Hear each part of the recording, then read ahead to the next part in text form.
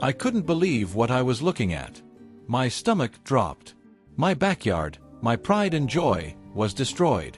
The crystal-clear pool, the place where my kids played, where we hosted summer BBQs, where I spent countless evenings unwinding after work, was gone. In its place was a solid gray slab of hardened cement.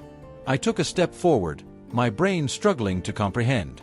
My foot crunched on dry, hardened dust. My hands trembled as I ran them through my hair, trying to steady my breathing. This had to be a mistake. A cruel joke. Some kind of misunderstanding. But deep down, I already knew the truth. It was her. Karen. The woman from the HOA who had made my life a nightmare since the day I moved into the neighborhood.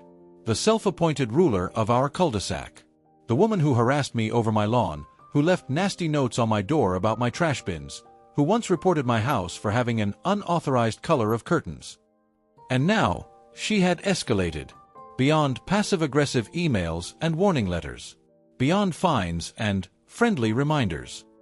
She had filled my pool with cement. I clenched my jaw as my vision tunneled.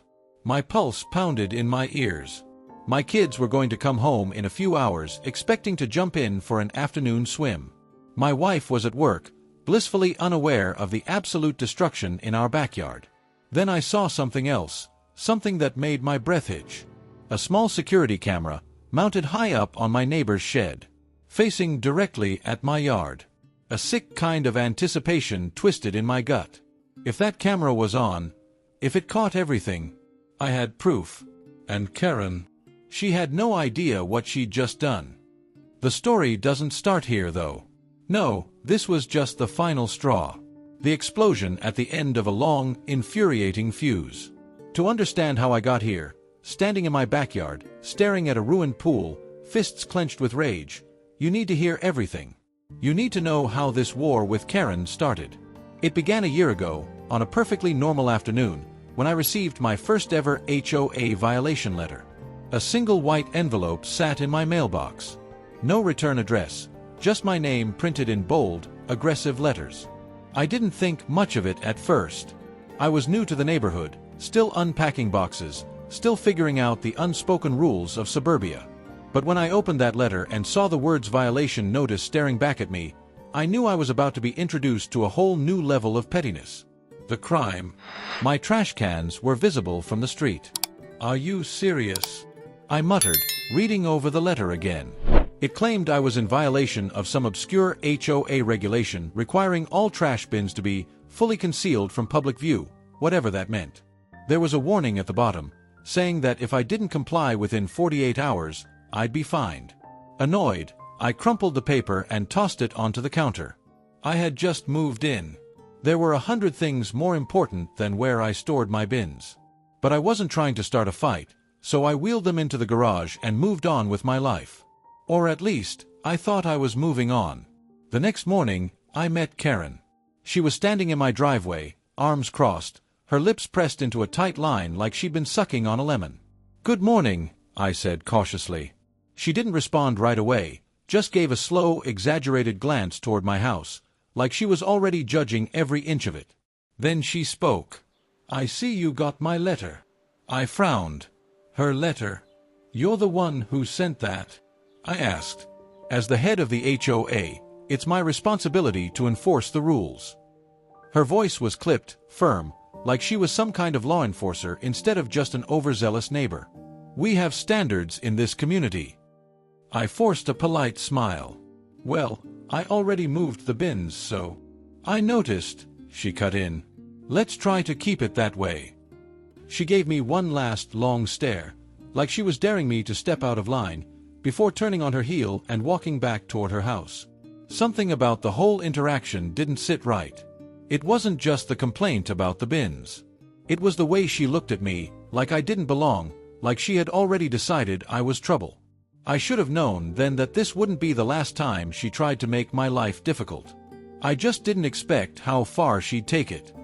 For the next few months, the letters kept coming. Violation.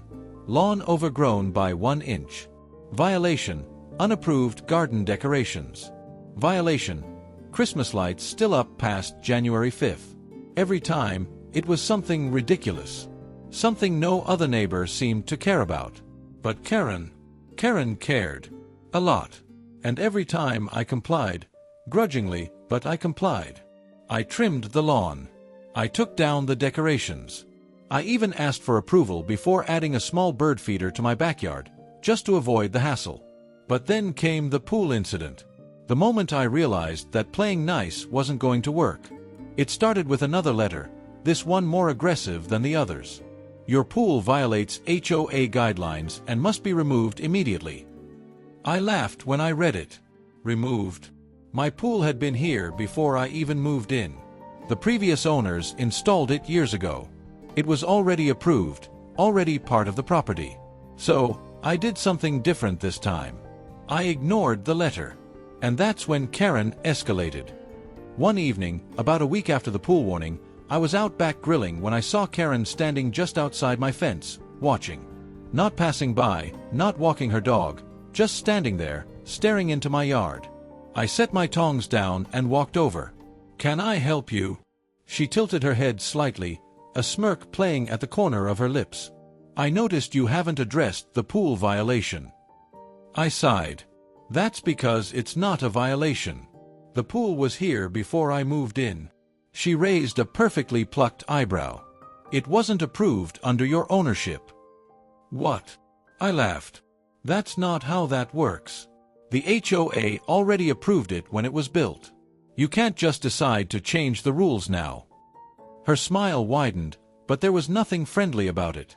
Rules change. I could feel my blood starting to boil. You can't make me remove a pool that was already here. Her smirk didn't waver. "We'll see about that." Then she turned and walked away. I should have seen it coming. I should have known that ignoring Karen wasn't an option. Because 2 weeks later, I woke up to find a cease and desist order taped to my door. The HOA was officially demanding that I drain and dismantle my pool, or they'd take legal action. That was the moment I decided enough was enough. I wasn't going to let Karen bully me into submission. I was going to fight back. What I didn't know was that Karen had already set her plan in motion. And the next time I walked into my backyard, my pool would be gone. I wasn't going to take this lying down. The cease and desist order felt like the final push Karen needed to prove she was in charge, but I wasn't about to let her win. I did my research. I dug through HOA bylaws, old property records, and permits. I even called the previous homeowners to confirm what I already knew. The pool had been approved years ago. Armed with proof, I decided it was time to push back. I went straight to the next HOA meeting. The meetings were held in a small community center at the entrance of our neighborhood. I had never attended one before, but judging by the small crowd of bored-looking homeowners in the seats, I wasn't missing much. Karen sat at the front of the room, her usual smug expression firmly in place. She had a clipboard in front of her, already flipping through papers as she droned on about landscaping violations and mailbox uniformity. I waited until she finally asked, "Does anyone have any concerns to bring forward?" I stood up. A few people turned to look at me. Some curious, some annoyed. Karen, however, barely reacted. "I do," I said, holding up my paperwork. "I received an order to remove my pool, which was legally installed and approved by this HOA before I even moved in." Karen didn't even blink. "Your pool was not approved under your ownership." "That's not how that works," I shot back. "A permanent structure doesn't become illegal just because a new person buys the house. I have the paperwork here to prove it's been compliant since it was built." She sighed dramatically, like she was dealing with a child. "Regardless, the HOA has since updated its regulations. Pools must be approved under current ownership." "That's not in the bylaws," I interrupted. "Nowhere in the official documentation does it say that approvals expire when a house is sold." Karen's lips pressed together in a thin, irritated line. For the first time, I saw something flash in her eyes: uncertainty. She wasn't expecting me to come prepared. The room was silent as people started murmuring among themselves. A few of my neighbors glanced at each other, clearly realizing how ridiculous this whole thing was. I doubled down. "So, unless you can show me where in the official rules it says I need to reapply for an already approved pool, this order is invalid." Karen cleared her throat and straightened her posture, trying to regain control. "We will have to review the documentation and—" "You should have done that before sending legal threats," I said firmly. "I expect a formal retraction of the order." Immediately, the murmurings got louder. A few homeowners actually nodded in agreement. For the first time since I moved in, Karen didn't have a comeback. Instead, she said, "Fine. We will review the matter." That was the best I was going to get that night, so I sat back down, feeling the smallest victory. Karen hadn't won this time. Or so I thought. Because 2 weeks later, she retaliated in a way I never could have expected. It was a Saturday morning. The sun was out, and I was finally relaxing, sitting on my back patio with a cup of coffee. The cease and desist order hadn't been officially retracted yet, but no one from the HOA had followed up, so I figured they had realized I wasn't backing down. That's when I noticed something strange. A white van pulled up in front of my house. 2 men in work uniforms stepped out, carrying construction equipment. I frowned. I hadn't scheduled any work. I stood up and walked to the front yard just as one of the men approached. "Sir, we're here to complete the job," he said. I blinked. "What job?" "The pool removal," he answered like it was obvious. "HOA ordered it. Said you already signed off." I felt my stomach drop. No, I did not sign off," I said sharply. "Who told you that?" The worker looked confused. He pulled out a clipboard and handed it to me. I scanned the paper and my blood ran cold. At the bottom of the document, where my signature was supposed to be, there was a signature that wasn't mine. Karen had forged my approval. The realization hit me like a freight train. She knew she couldn't legally force me to remove the pool, so she took matters into her own hands. Before I could even process my next move, I heard the sound of machinery starting up. I whipped around. In my backyard, they were already working. I ran past the confused worker and sprinted to my yard. There, standing off to the side, watching with a satisfied smirk, was Karen. The workers had already started draining my pool. A large industrial hose was spewing water into the street, and another man was getting ready to pour something into the emptying pool. I lost it. "Stop!" I shouted, running into the yard. The workers hesitated, clearly startled. I turned to Karen, my pulse pounding in my ears. "What the hell do you think you're doing?" She barely reacted. "Just taking care of a neighborhood violation." I stepped closer, barely restraining myself from losing it completely. "You faked my signature to authorize a job I never approved." Karen shrugged, like it was nothing. "You refused to comply. We had no choice." The pure audacity of it made my vision blur with rage. I turned to the workers. "You're being scammed. This job isn't legal. You're trespassing." They exchanged glances, suddenly looking uneasy. That's when I pulled out my phone. "I hope you enjoy lawsuits," I said, snapping pictures of everything. The fake signature, the workers, the half-drained pool, and most importantly, Karen, standing there like she owned the place. She finally started to look nervous. "You don't want to do that," she said, her voice lower, more serious. "Oh, I absolutely do," I said, hitting record. That's when Karen's mask finally cracked. Her expression twisted into something darker, meaner. "You're making a big mistake." I smiled, still recording. "So are you." The workers, now realizing what was happening, started backing off. One of them pulled out his phone and called someone, probably their boss. I could already see panic settling in. Karen turned on her heel and walked off, muttering something under her breath. But I wasn't finished with her. Not even close. I had proof now. Proof that she had falsified documents, trespassed, and attempted unauthorized property destruction. And when I took this to the authorities, Karen was about to find out just how big of a mistake she had made. Karen thought she ran the neighborhood. She thought her HOA title made her untouchable. That she could twist the rules, intimidate homeowners, and get away with whatever she wanted. But what she didn't realize, what she never saw coming, was that she had finally picked the wrong fight. Because I wasn't just going to stop her. I was going to ruin her. The moment Karen stormed off, I turned back to the workers. I need the name of your company. No. The lead worker hesitated, clearly uncomfortable. Look, man, we were just hired for a job. We didn't know. I get that, I said, keeping my voice steady, but you're trespassing. Your company is now involved in criminal property damage. If you don't want to be on the wrong side of this, I suggest you tell me who sent you. That got his attention. He glanced at the others before handing me his clipboard. The company name and phone number were printed at the top. I dialed immediately. A gruff voice answered, "Riverside Contracting, this is Mark." I didn't waste time.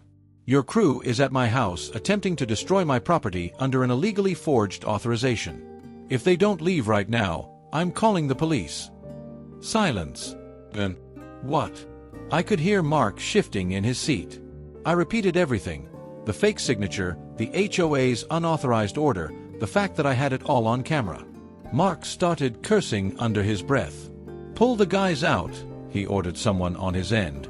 Then to me, "Sir, I deeply apologize.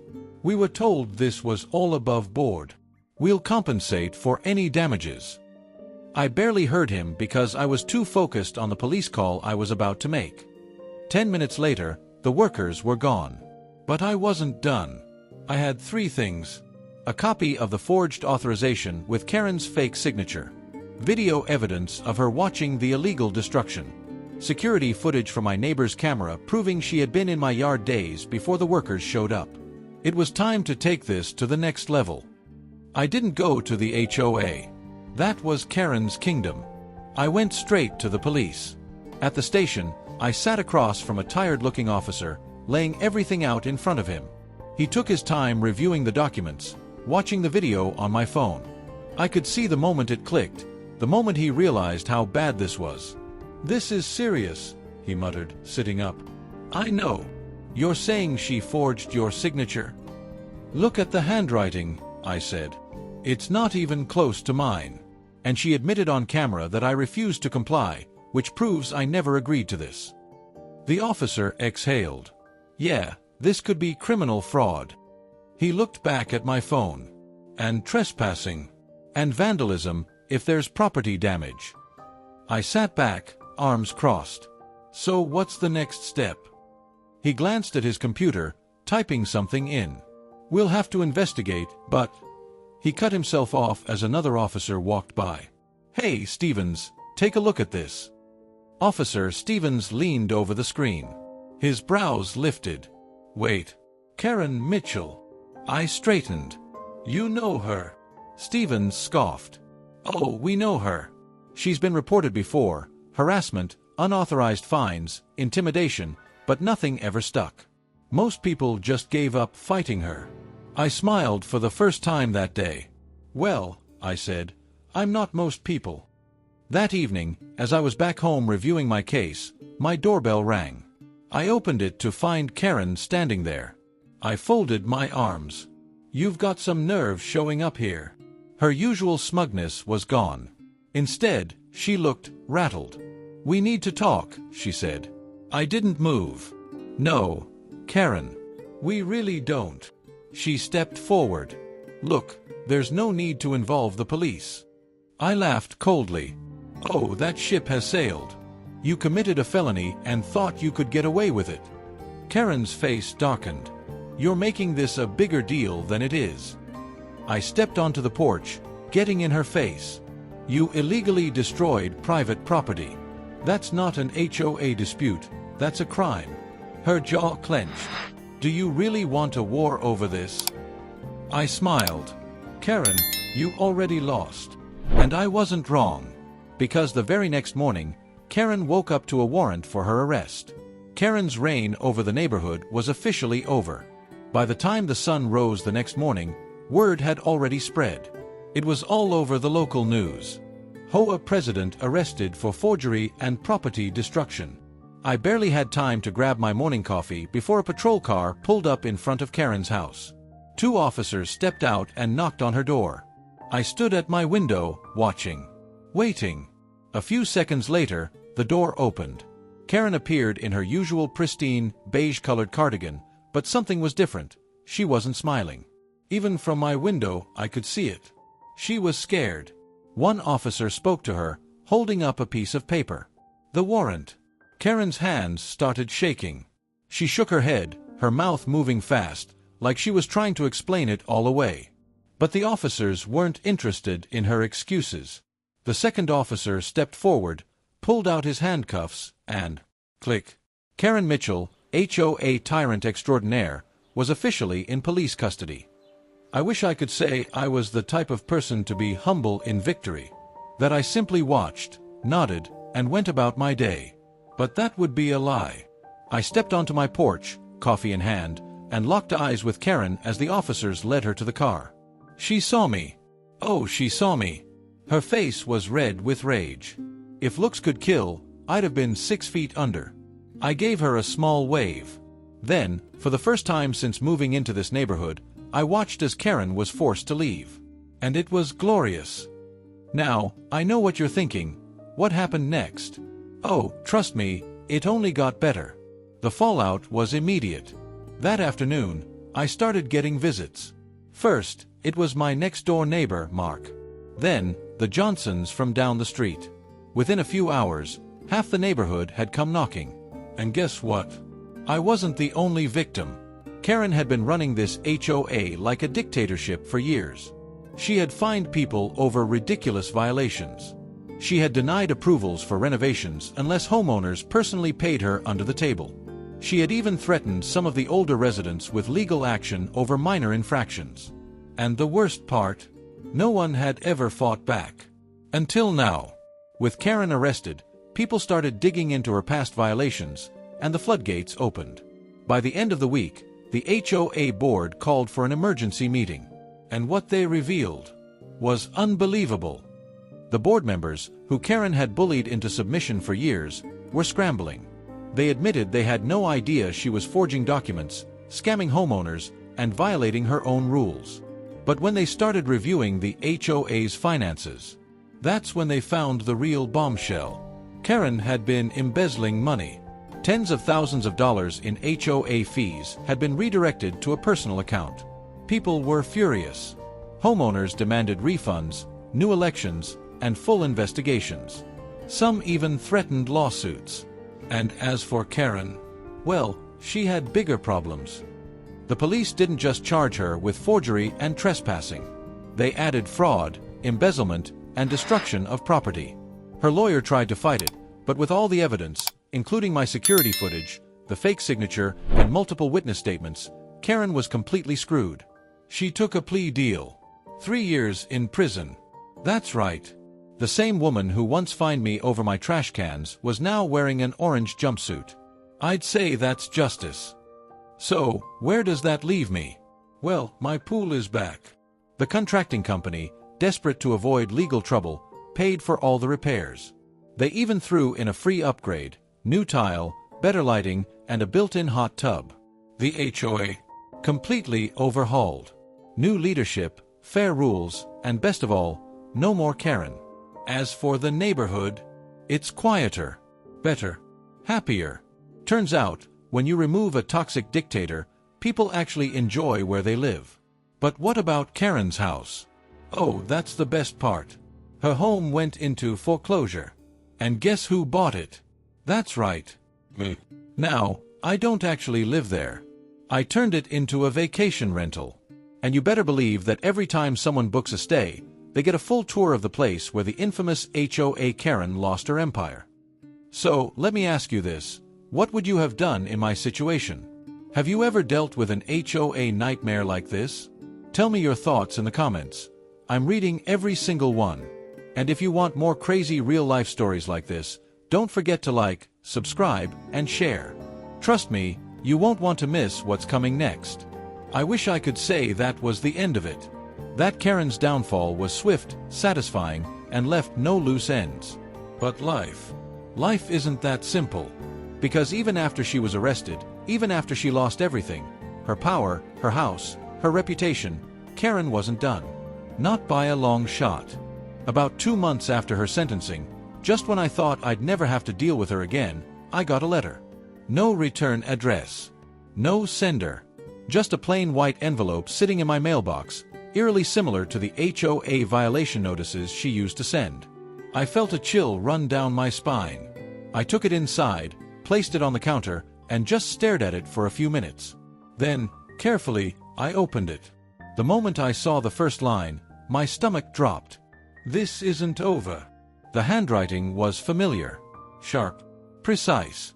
Karen. The rest of the letter was pure venom. She called me a vindictive little snake. Said I had ruined her life. That I was a coward who couldn't handle authority. And then, the worst part. "You might have won this round, but I have friends. Powerful ones. And trust me, you're not as safe as you think." A threat. I clenched my jaw, feeling my pulse hammering in my ears. This woman had already been convicted. She was serving 3 years in prison. And yet, she still found a way to send this. I knew what I had to do. I drove straight to the police station, letter in hand. The officer at the front desk raised an eyebrow as I placed it down in front of him. "Another one?" "Yeah," I said, exhaling sharply. "This time, it's a threat." He skimmed through it, then sighed. "This woman just doesn't quit, does she?" I shook my head. "What can we do?" He leaned back, thinking for a moment. "Karen's in a minimum security facility. Mail gets screened, but if she's having someone else send these for her, that's a loophole." My stomach twisted. So she does have people on the outside. Could be. He pulled out a form. "We can flag this with her parole officer. If she's making threats from inside, it could extend her sentence." That was exactly what I wanted to hear. I signed the paperwork, filed a report, and left the station feeling a little bit lighter. But deep down, something still felt off. Karen might have been behind bars. But I had a feeling this wasn't the last I'd hear from her. Not by a long shot.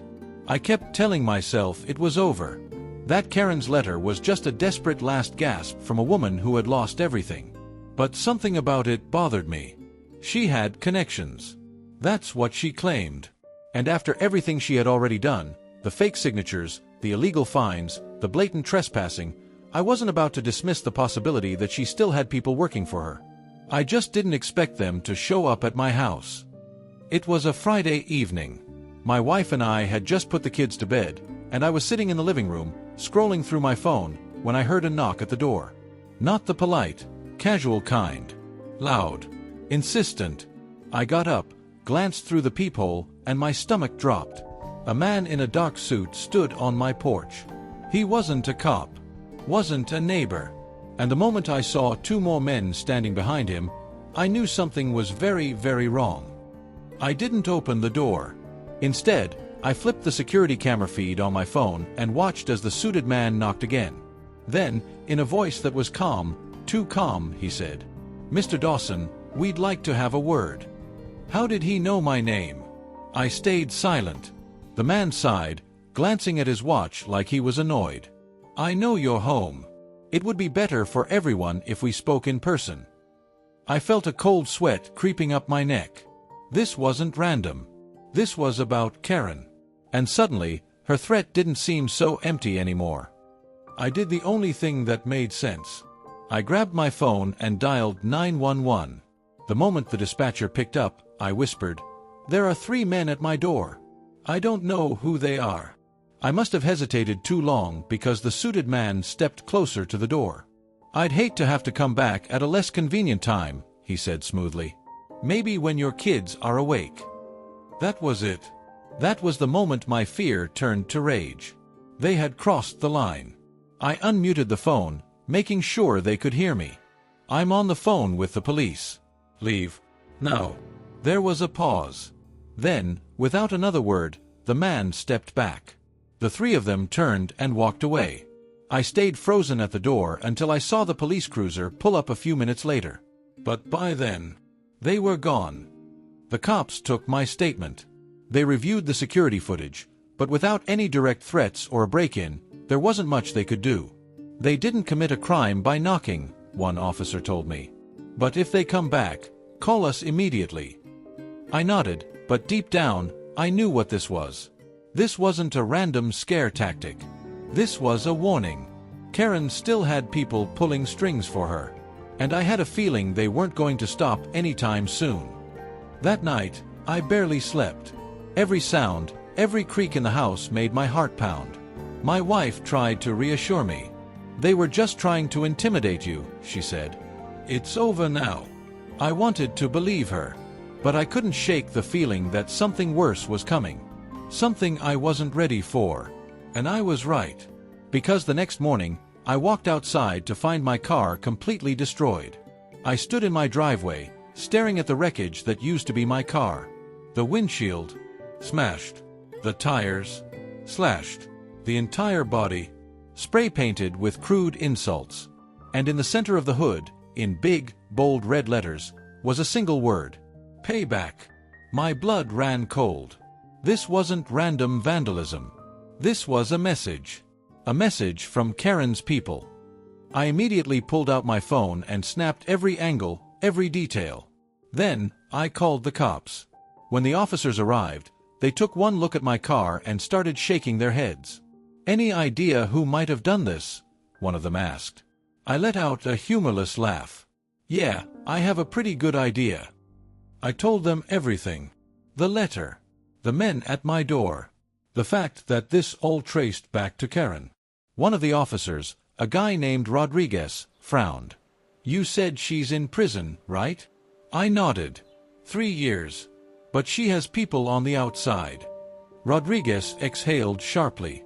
"Sounds like someone's carrying out favors for her." "No doubt," I said. "But what can we do? Can this connect back to her?" The officers exchanged a glance. "It's tricky," Rodriguez admitted. "Without direct proof that Karen ordered this, we can't pin it on her. But," he gestured to my car, This is escalation. Which means whoever did it will probably slip up soon." I clenched my fists.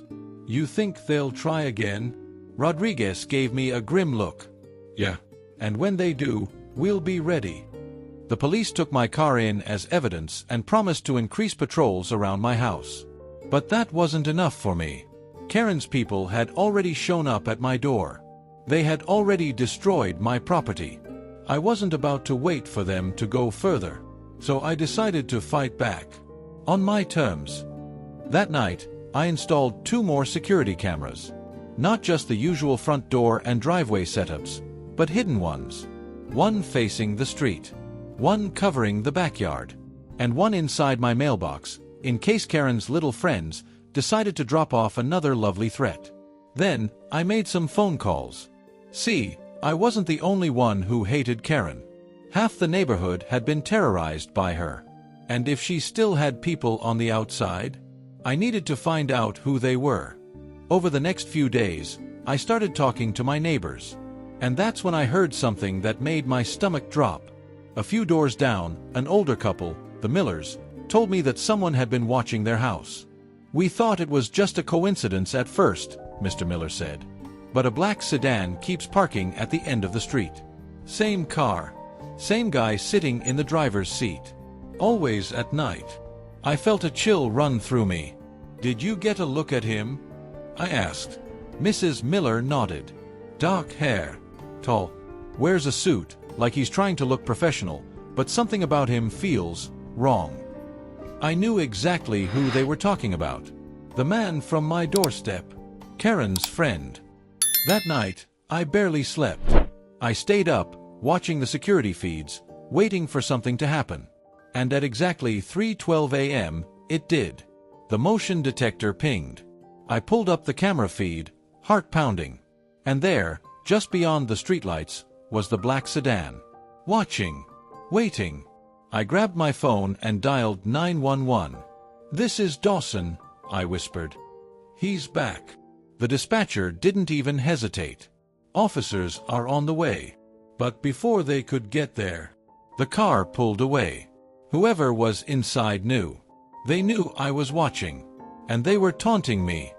By the time the police arrived, the car was gone. But this time, we had footage. Rodriguez took one look at the video and nodded. "All right. Now we have something to work with." He turned to me, eyes serious. "You said you wanted to fight back?" I nodded. Good, he said. Because it's time to go after them. And that's when the real battle began. This wasn't just about Karen anymore. This was bigger. Karen might have been sitting in a prison cell, but the people outside, the ones carrying out her dirty work, they were still active. They were organized. And they were watching me. But what they didn't realize, I was watching them too. After the police took my security footage, I knew we were running on limited time. The black sedan had been parked at the end of my street for days. They weren't just sending threats anymore. They were planning something. And I needed to find out what. That night, I got a call from Officer Rodriguez. We ran the plates, he said. The cars registered to a shell company out of Florida. No real owner, no real records. Whoever these guys are, they know how to cover their tracks. My stomach twisted. So what do we do? Rodriguez was quiet for a second. Then he said, we bait them. I sat up straight. What? They're waiting for you to let your guard down, he said. We give them what they want. A chance to move. And when they do, Rodriguez's voice was cold. We catch them in the act. The plan was simple. I was going to leave my house for the night, make it seem like I was out of town. Meanwhile, Rodriguez and a few other officers would set up a sting operation. If Karen's people were planning something big, they'd take the bait. And then, we'd catch them red-handed. The next evening, I packed an overnight bag, walked out my front door, and drove off. Or at least, that's what I made it look like. In reality, I parked a few blocks away and was watching everything unfold from a police van. 10 p.m. No movement. 11:30 p.m. The black sedan showed up. 12:15 a.m. A second car pulled in behind it. I felt my pulse start to race. Here we go, Rodriguez muttered. Two men got out, both dressed in black. One of them reached into the trunk and pulled out a crowbar. The other, a canister of gasoline. I felt my breath hitch. They weren't just here to scare me. They were here to burn my house down. I barely had time to react before Rodriguez gave the order. Move, move, move. Suddenly, the whole street lit up with flashing red and blue. Squad cars came screeching around the corner, officers spilling out with their guns drawn. Hands in the air. The two men panicked. The guy with the crowbar dropped it and ran. The other one tried to make a break for the sedan. But they never stood a chance. One officer tackled the first guy to the ground. The other barely made it 2 steps before getting slammed against the hood of a police car. It was over in seconds. Karen's last remaining soldiers, taken down. By the time the dust settled, I finally stepped out of the van. Rodriguez walked up to me, shaking his head. You were right, he said. They weren't done. I exhaled. What happens now? He smirked. Now, we make sure Karen pays for this too. Turns out, the two guys we caught weren't just random thugs. They were hired by one of Karen's old business associates, a man who funneled HOA funds with her before she got caught. And guess what? They had proof that Karen had orchestrated everything from behind bars. Emails, calls, direct orders. She had played her last card. And now, she was going to pay for it. I sat in the courtroom 2 months later, watching as Karen, now in a bright orange jumpsuit, stood in front of the judge. She looked different, weaker, like she finally realized that she had lost. The judge sighed, looking down at the files. Ms. Mitchell, given the new evidence presented, you are being charged with conspiracy to commit arson, harassment, and multiple counts of criminal misconduct. Karen's lawyer tried to fight it, but there was too much against her. And when the final sentence came down, 10 more years, I watched as Karen's face crumpled. As the reality of it hit her, she wasn't going to be in control anymore. She wasn't going to torment anyone ever again. And this time, she had no one left to bail her out. The second the judge banged the gavel, I stood up. Karen's eyes flicked toward me, her face twisting with rage, with defeat. I gave her one last wave. And then I walked out, knowing I'd never have to see her again. But what happened next? Oh, trust me, You're not going to believe how this story really ends. It was over. Karen was gone. Her empire of intimidation, fake fines, and HOA tyranny had crumbled into nothing. The very woman who once made my life a nightmare was now locked away for the next decade. And as for her so-called powerful friends, they weren't so powerful anymore.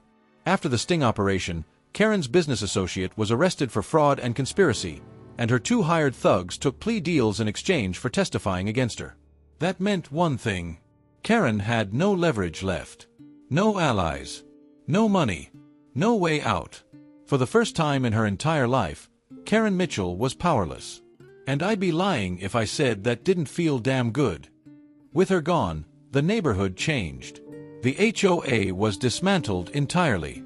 The board voted to disband it, and homeowners cheered when the final decision was made. No more ridiculous violations, no more control freaks. People started painting their houses whatever colors they wanted. Some put up decorations that Karen would have hated. One guy even installed a 12-foot skeleton in his yard, year-round, just out of spite. It was beautiful. And my pool? It was better than ever. Not only had the contracting company fully restored it, but the entire neighborhood came together for a massive summer barbecue to celebrate Karen's downfall. And guess where we hosted it? My backyard. But there was one last thing to deal with. Karen's house. After her sentencing, it sat abandoned for months. No one wanted it. No one wanted to touch the house of the most hated woman in the county. And that's when I had an idea. A brilliant idea. See, with all the money Karen embezzled, the HOA had to pay back homeowners for the ridiculous fines she had issued over the years. Which meant I had extra cash in my pocket. And when Karen's house finally went up for auction, I bought it. Now, I know what you're thinking. Why the hell would you buy Karen's house? Well, let me tell you. I didn't buy it to live in it. I bought it to turn it into something hilarious. A vacation rental. That's right. I renovated the whole thing and listed it as a short-term rental, officially named the HOA Karen Experience. The listing: stay in the home of the most infamous HOA president in America. Enjoy unrestricted freedom, free parking, and absolutely no passive-aggressive notes about your trash bins. The best part? It went viral. People loved it. Tourists booked it just for the story. TikTokers made videos there. It became a local legend. And every time someone books a stay, they get a complimentary goodbye letter signed. Sincerely, your former HOA president, Karen. So, that's the story. A year ago, Karen thought she could control everything. No. She's sitting in a prison cell while I profit off of her legacy. That's karma. But now, I want to hear from you. What would you have done in my situation? Have you ever had a nightmare neighbor like Karen? Tell me in the comments. I'm reading every single one. And if you loved this story, don't forget to like, subscribe, and share this with your friends. Because, trust me, I've got more insane stories to tell. And you won't want to miss them.